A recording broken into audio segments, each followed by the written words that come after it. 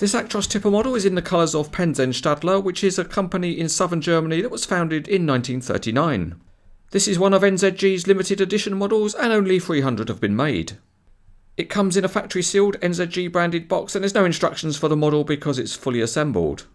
To get the model out you have to open up the unusual hinged plastic tray, and then it looks like the unpacking is complete.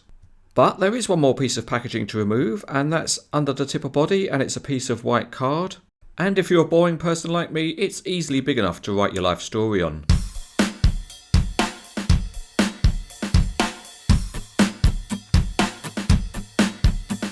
The Actros chassis is all made in metal, which is nice, and only the steering mechanism is modelled for functionality rather than accuracy. The tyres are the same design on all wheels, but the wheels themselves look good with their wheel nut detailing. The cab's got aerials and air horns on the roof and textured door mirrors. The rest of the front looks good with lenses on the lights and a realistic number plate. The colour scheme on this model is very nice and the graphics on the cab are really good too, and it includes a really tiny blue tech sign next to the door handle. Behind the cab the exhaust and other equipment is modelled in plastic, but it looks quite detailed. The chassis is metal and that includes the silver diamond plated wheel arches. At the rear there's a towing hitch and the rear lights look particularly good because they've got plastic lenses. The metal tipper body has a distinctive half-pipe shape and the Penzenstadler graphics are very sharp.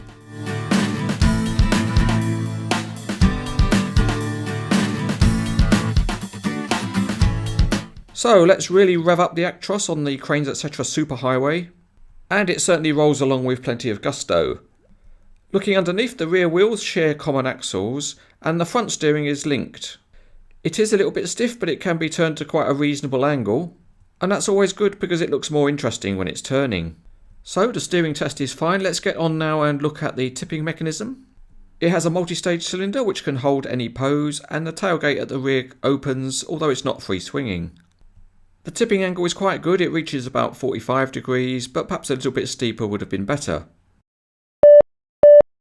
This is a CranesEtcTV safety advisory. When working with tipper trucks, always stand well clear of the tailgate. So on with the real life test, and let's try and discharge a load of sand. And firstly you have to give the tailgate a bit of a helping hand, but then the sand begins to flow. And wait a minute, what's this coming out with the load? This is ridiculous. Some of these CranesEtcTV guys have got nothing better to do than bury their heads in the sand. This is a nice tipper model from NZG and it goes well with the Atlas excavator in the same colour scheme. It's certainly well made and the details are good, and although there are only a couple of working features, it's still a nice model and it's recommended.